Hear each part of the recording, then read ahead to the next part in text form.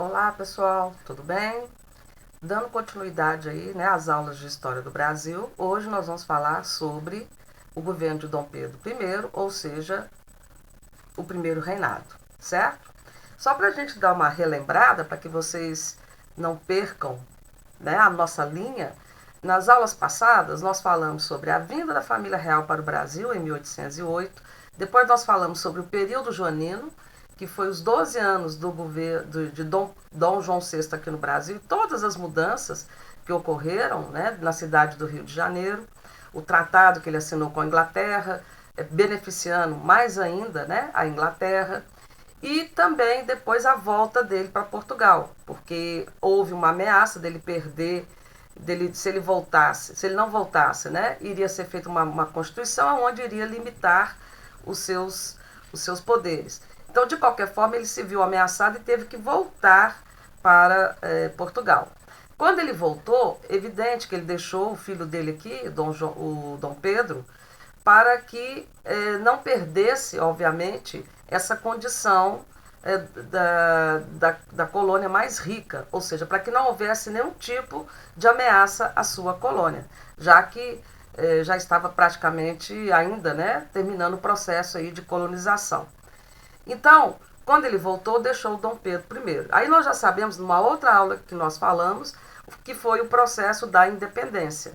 Né? Não foi um processo fácil, havia grupos, né, principalmente de brasileiros, fazendo pressão para que Dom Pedro logo declarasse a nossa independência e também a pressão que ele tinha de muitos portugueses aqui para que nós, de uma certa forma, deixássemos de ser colônia de Portugal.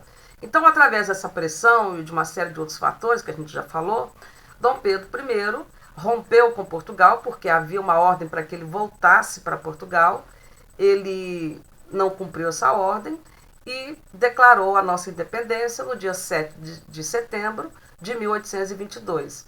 Ok. Feito isso, gente, aí sim nós vamos dar início ao primeiro reinado, 1822 a 1831, que é o assunto que nós vamos falar agora. Pessoal, é evidente que a nossa independência, o reconhecimento da nossa independência não foi algo tão simples assim. E é importante também a gente esclarecer que, assim que o Brasil se tornou independente, o Brasil acabou sendo o único país da América Latina que tinha como regime de governo uma monarquia e uma monarquia autoritária. Por quê? Os outros países que já haviam conseguido a sua independência tinham como regime, né, como sistema político, uma república. Então, o Brasil foi a única monarquia e, infelizmente, uma monarquia autoritária. Então, vamos lá na questão do reconhecimento. Então, como eu estava falando para vocês, não foi um reconhecimento fácil. Né? Não é simplesmente falar, eu estou independente, beleza. Não. Tinha que haver o reconhecimento através dos outros países. Então, o primeiro que reconheceu a nossa independência foi os Estados Unidos, que a gente vai falar daqui a pouquinho, vocês estão vendo aí no slide, que é a doutrina Monroe, que eu vou falar daqui a pouquinho. Mas havia um outro problema. O problema chamava-se Portugal. Então, Portugal falou assim, pera lá, eu vou perder a minha colônia mais rica, mais lucrativa, e não vou ganhar nada? Eu vou sair com uma mãozinha na frente e outra atrás? Não. Aí a dona Inglaterra, que não era boba nem nada, vamos deixar bem claro, que a Inglaterra tinha muitos interesses nesse reconhecimento, até porque, gente, Portugal tinha dívidas gigantescas com a Inglaterra. Eu poderia dizer a vocês que Portugal estava praticamente já com o nominho dele no SPC Serasa. Devia muito para a Inglaterra. Então a Inglaterra se ofereceu para fazer o papel de mediadora nessas negociações, para que, inclusive, outras nações pudessem reconhecer a nossa independência. Então, no dia 5 de janeiro de 1827, o país reconheceu a independência do Brasil, obtendo, assim, inúmeras vantagens. Então, os primeiros países a reconhecerem a nossa independência foi os Estados Unidos e depois o México. Por que os Estados Unidos?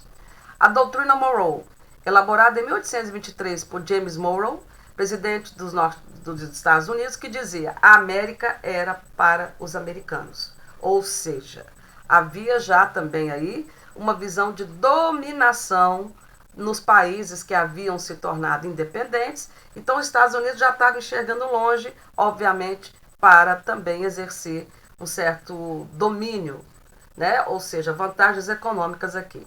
Aí agora a gente vai falar sobre a questão da indenização. Como eu disse para vocês, Portugal falou, nananina, não. Eu quero uma indenização, eu quero uma compensação por perder essa colônia. Eu não vou entregar ela de mão beijada. Gente, Portugal exigiu o valor de... O Brasil teve que pagar a Portugal 2 milhões de libras esterlinas, que era o dinheiro da Inglaterra, né? Uma moeda até hoje muito valorizada. Tanto é que hoje, lá na Inglaterra,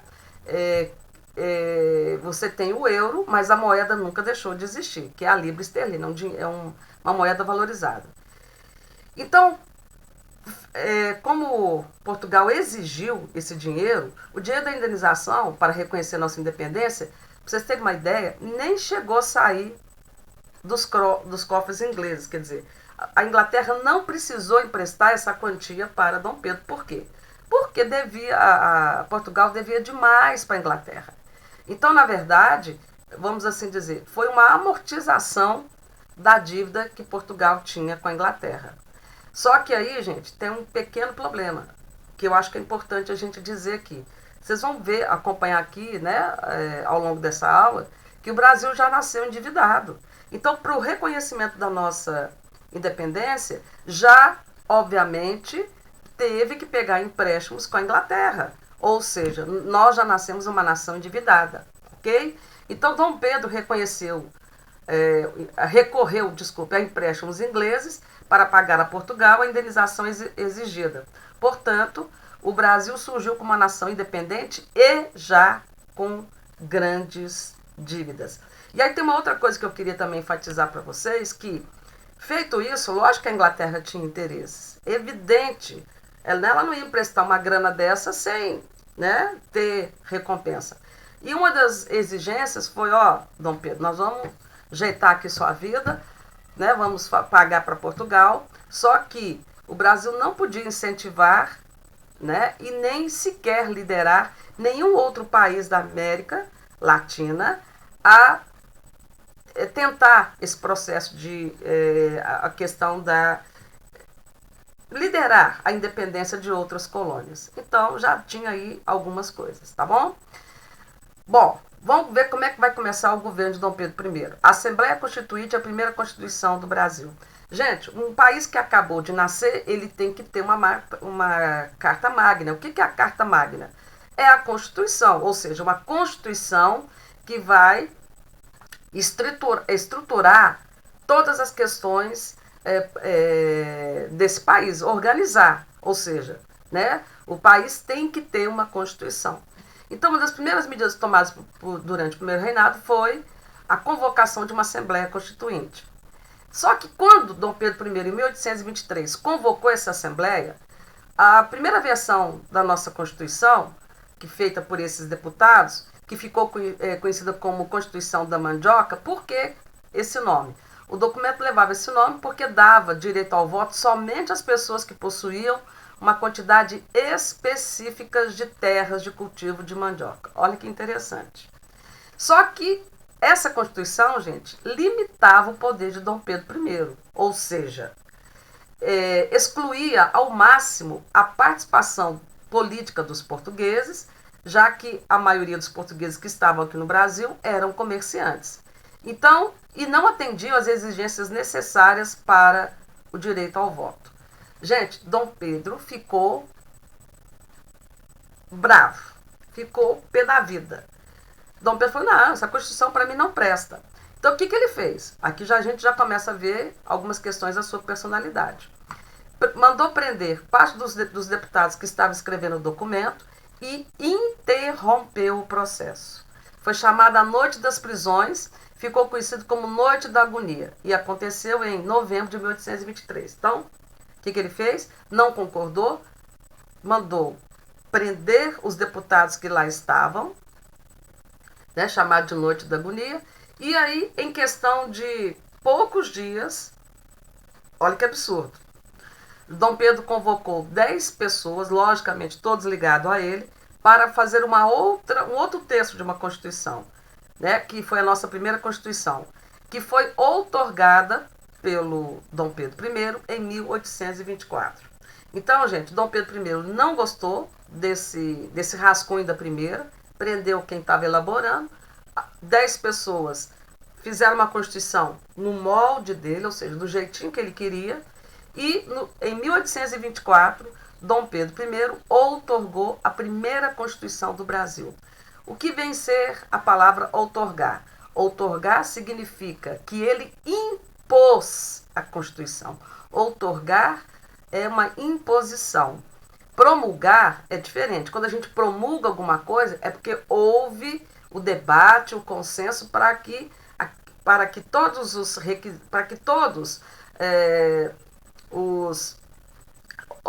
artigos daquele documento, daquela Constituição, foram debatidos e aprovados. Outorgar é impor. Ele não perguntou para ninguém, foi lá e pronto, é assim que eu quero. Nela, gente, o poder de Dom Pedro I foi ampliado, só aqui no Brasil mesmo, né, gente, com a criação de um quarto poder. Então, nós tínhamos, lógico, os poderes executivo, legislativo e judiciário, e Dom Pedro mandou criar o poder moderador. Esse poder moderador, gente, ele ficava acima dos outros três. E esse poder dava a ele o direito de intervir nos outros três poderes. Ou seja, era um poder praticamente exclusivo do rei. Então, o poder moderador era o poder exclusivo de Dom Pedro, no caso aqui, de mandar nos outros três poderes. Então, para aí vocês terem uma noção, o que ele podia fazer? Dissolver a Câmara, vetar decisões legislativas, nomear cargos, etc. Ou seja, uma Constituição feita para ele, com tal do poder moderador. Aí não dá, né? A Constituição de 1824 ampliou o poder político de Dom Pedro e, consequentemente, os seus aliados do Partido Português. Instituiu o voto censitário. O que é o voto censitário? É o voto que vai dar direito à pessoa de votar de acordo com as suas rendas. Quanto mais rico, obviamente, né, tinha o poder lá. Se não tinha nada, não tinha direito nenhum de votar. Então, é o famoso voto censitário. Exigência de uma renda mínima para o exercício do voto, independentemente da posse das terras. Ou seja, de acordo com a minha renda, eu posso votar. Eu tenho terra, mas não tenho renda, então você não pode votar. E decretou também a religião católica como religião oficial do Estado. Bom, então começamos mal, né, gente? Endividados e com uma Constituição totalmente autoritária. Aí a coisa não pode ir bem. Bom, pessoal, aí nós vamos ter já as primeiras revoltas, as manifestações contrárias a esse rei tão autoritário. Confederação do Equador e Guerra de Cisplatina. O que foi a Confederação do Equador?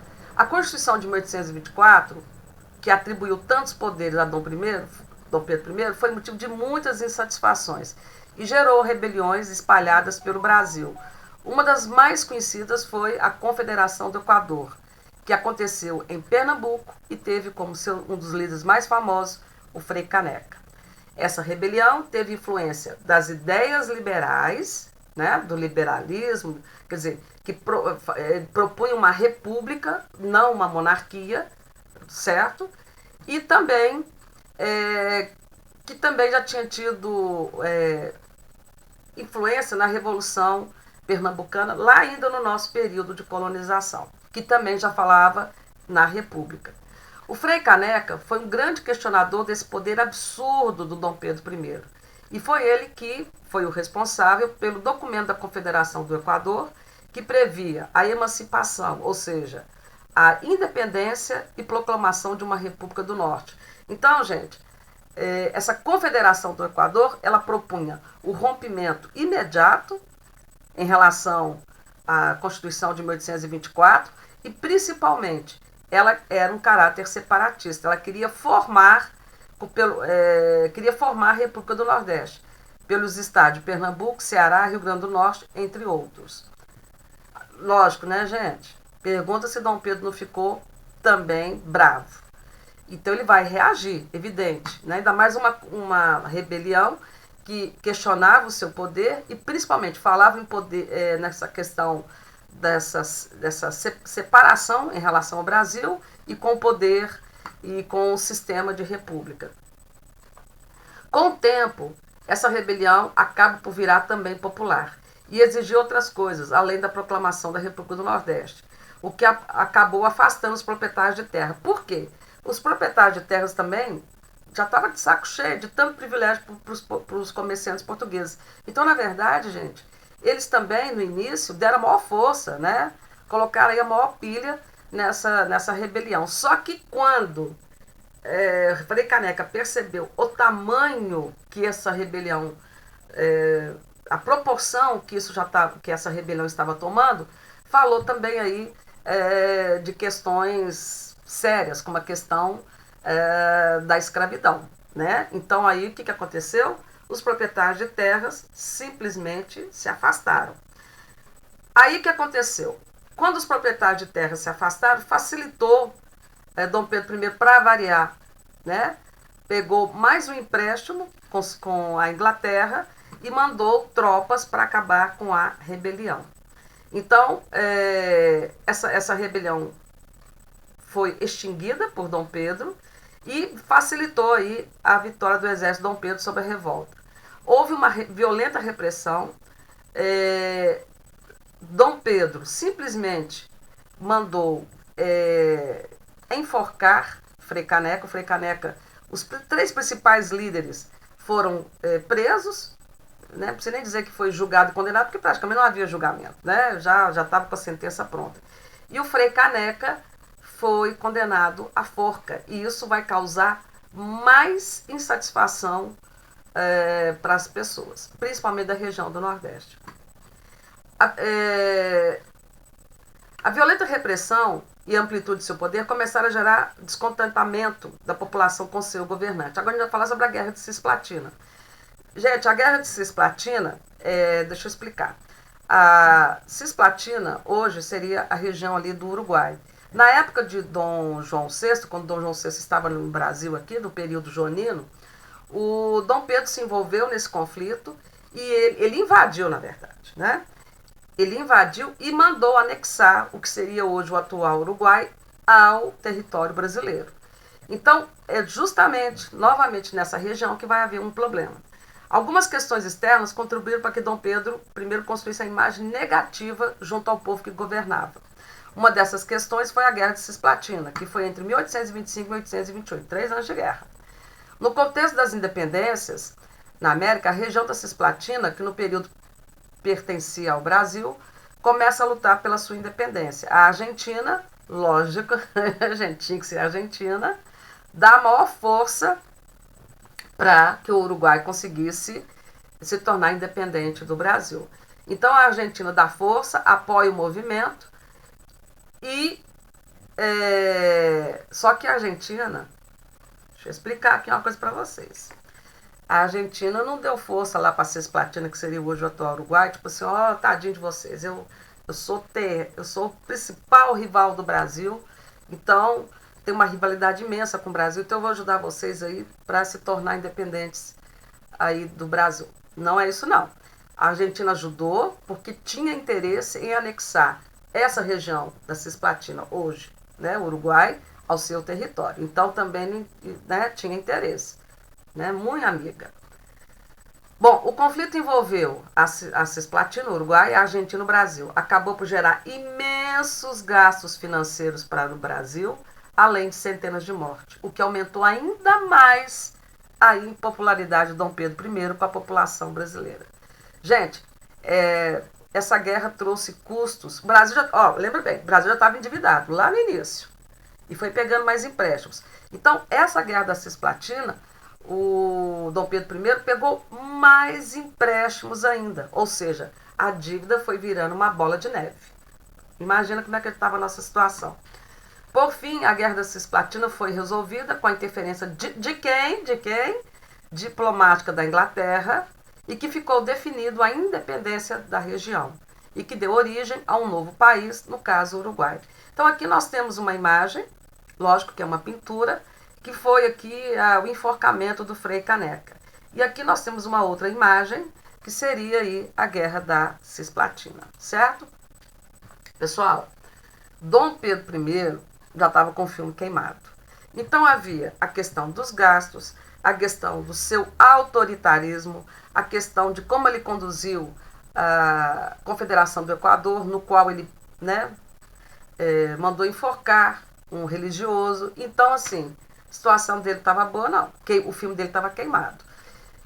Então, a impopularidade de Dom Pedro I e a abdicação de Dom Pedro I. Em 1826, com a morte de Dom João VI, lá em Portugal, o trono português, lógico, ficou vago.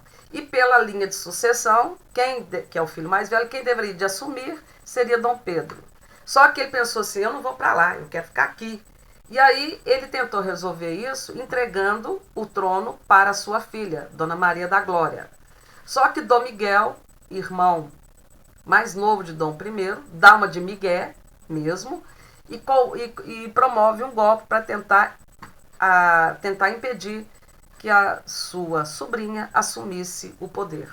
Essa situação fez que Dom Pedro I se dedicasse. Ele estava muito mais preocupado com a sucessão lá de Portugal do que com as coisas aqui no Brasil. Pipocando, crise econômica, esse autoritarismo, o país nasceu já com sérios problemas econômicos, ele está mais preocupado com lá. Então ele ficou muito mais preocupado com essas questões externas. E ele deixou o Partido Brasileiro e o restante da população extremamente insatisfeitos.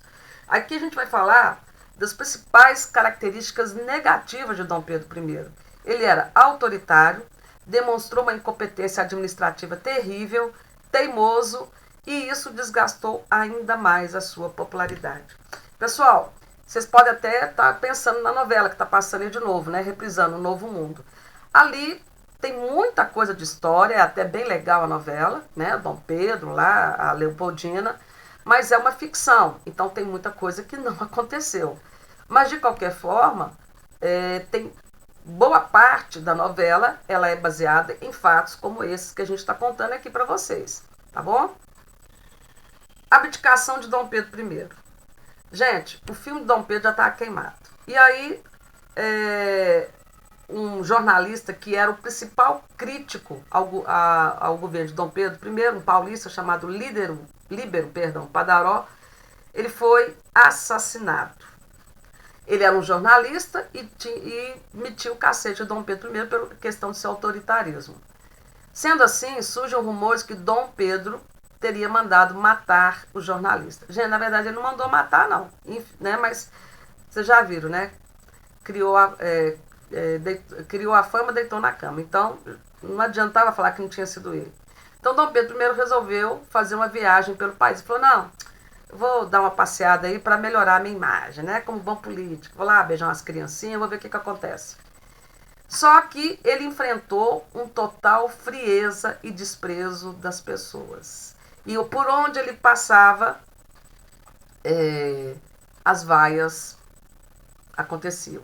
E tem até um fato interessante também, que ele passou por uma cidade mineira e chegando lá, ao invés, né, isso foi feito propositalmente, quando ele estava chegando na cidade, os sinos dessa igreja começaram a badalar em tom fúnebre, né? Pam, pam, pam, pam, quando uma pessoa morre. Então isso aí foi terrível para ele. Por que eles fizeram isso? Para que ele lembrasse da morte do jornalista. Né? Então quando ele chegou nessa cidade mineira e a igreja começou a badalar lá o tom fúnebre, né? Era para lembrar ele aí do maior crítico dele que havia sido assassinado. Ou seja, o filme dele estava queimado, não tinha mais jeito. Ao chegar no Rio de Janeiro, o Partido Português falou, não, agora nós vamos dar um jeito, vamos fazer uma festinha aqui para animar, né? E vai dar certo. Então, para animar os ânimos, fizeram essa festa. Só que nessa festa houve um episódio conhecido como Noite das Garrafadas, porque houve uma briga violenta entre aqueles que defendiam Dom Pedro I, o Partido Português, e o Partido Brasileiro. E aí, gente, quebrou-se as garrafas e um começou a jogar garrafa no outro, pessoas morreram por causa dos cacos das garrafas. Por isso que chama Noite das Garrafadas. Foi um horror. Então, na intenção de melhorar a sua imagem com o Partido Brasileiro, é a última tentativa dele. Dom Pedro chegou a criar um ministério só para eles. Entretanto, como a oposição política a ele era muito grande, os membros do partido se colocavam contra todas as decisões de Dom Pedro, o que ele levou a acabar com esse partido, o partido que ele acabava de criar. Então, apesar de todas essas tentativas, todas elas foram frustradas, tá? Deixar bem claro. Então, a questão, a morte do jornalista, a tentativa dele dar uma passeada pelo país, chegou lá em Minas, tomou os sinos, né? Começaram a badalar lá a música fúnebre, essa noite das garrafadas, quer dizer, o trem não estava bom para ele não. E principalmente essa tentativa de criar um partido para agradar os brasileiros, que foi o Partido dos Brasileiros. Então, tudo que Dom Pedro propunha, eles se opunham. Então, ele foi lá e, assim que ele criou, ele também acabou com o partido. Então, a situação estava feia. Então, após todas essas tentativas frustradas de retomar sua popularidade, no dia 7 de abril de 1831, Dom Pedro já não tinha mais apoio de seu ninguém, ou seja, estava somente só, resolveu voltar a Portugal e renunciar o trono para o filho dele. O filho que ele deixou aqui foi Pedro II, que na época tinha só 5 anos de idade. Evidente que ele não podia governar com 5 anos. Então, durante o período de 1831 a 1840, que a gente chama de que vai ser o período regencial, por quê? Porque o Brasil vai ser governado por regências até que Dom Pedro II pudesse ter idade suficiente para assumir o trono. Só que ele não chegou nem sequer a completar 18 anos. Eles deram um golpe, chamado golpe da maioridade, e Dom Pedro II assume o trono e o governo brasileiro com apenas 15 anos de idade. Mas esse é assunto para a próxima aula. Então, gente, Dom Pedro II não podia assumir ao trono por ter apenas 5 anos de idade. Inaugurou-se assim o período regencial, momento em que formou-se uma regência que governou o país até a maioridade do rei. Então, aqui nós temos uma carta, né, da renúncia de Dom Pedro I, deixando o trono para Dom Pedro II. Então, como nós vimos, infelizmente, ele teve uma incompetência administrativa. E por último, pessoal, eu quis fazer aqui para vocês curiosidades sobre Dom Pedro I. Ele era realmente uma figura polêmica. E isso é bem retratado na novela, né? Ele era mulherengo, traía a sua esposa, teve várias amantes. A mais famosa delas está retratada na novela, a Marquesa de Santos, a Domitília Santos, né? Então, muita coisa do que está na novela realmente foi real. O nome completo era Pedro de Alcântara Francisco Antônio João Carlos Xavier de Paula Miguel Rafael Joaquim José Gonzaga Pascoal Cipriano Serafim de Bragança e Bourbon. Quase morri, sem ar. Mas esse era o nome completo dele. Por mais inteligente que Dom Pedro fosse, ele nunca foi muito chegado a estudar. Que pena, né, pessoal? Então, o que ele gostava era cavalos, um exímio, né? Ele andava super bem, e adorava música. Tanto é que ele tocava piano, flauta, fagote, trombone, violino, clarinete, violão, lundu, cravo, e compôs a letra do hino da independência e do hino de Portugal. Tá? Dizem que Dom Pedro costumava comer com as mãos, para que não fosse visto como esnobe, o que é verdade. Tanto é que na novela ele está sempre, né? Ele não era muito chegado ali, aquelas formalidades do cargo, não. E aí a Leopoldina, que era chiquérrima, né? A esposa que veio da Áustria para ele, também abandonou os talheres, que ele já tinha aprendido a usar, para ficar igual ao marido. Ele não era bonito, era hiperativo, ou seja, não parava nunca, e dormia muito pouco. Vamos falar das traições. Casados desde 1817, Pedro e Leopoldina tiveram, desde cedo, uma relação baseada no adultério, tendo como principal amante a Marquesa de Santos. Pedro permitiu que essas informações viessem a público, que vocês estão vendo aí na novela, que não era segredo para ninguém que ele tinha essa amante. A ponto de declarar a Domitília a primeira dama da própria esposa. Olha o absurdo, gente. A Leopoldina era a rainha, a princesa Leopoldina, e ele quis nomear a amante dele como a primeira dama. É terrível. No total, Dom Pedro, né, teve 18 filhos. registrados e reconhecidos. Alguns com as esposas Leopoldina, com a Leopoldina, se não me engano, foram 9. Ela vai morrer, né? Vocês. Desculpem se eu estiver dando spoiler sobre a novela, mas ela falece. Depois ele se casa novamente com a Amélia. E tem mais, não me lembro mais quantos outros filhos. E depois mais um monte, uma penca de filhos com suas outras amantes.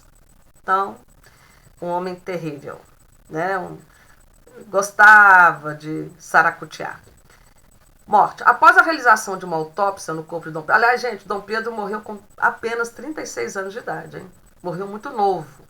Então, quando foram realizar a autópsia no corpo dele, o coração dele foi retirado e transferido para a cidade do Porto, onde está lá até hoje. Né? Ele pediu para que, quando ele morresse, retirassem o seu coração e que deixasse numa igreja para ficar próximo ao povo português.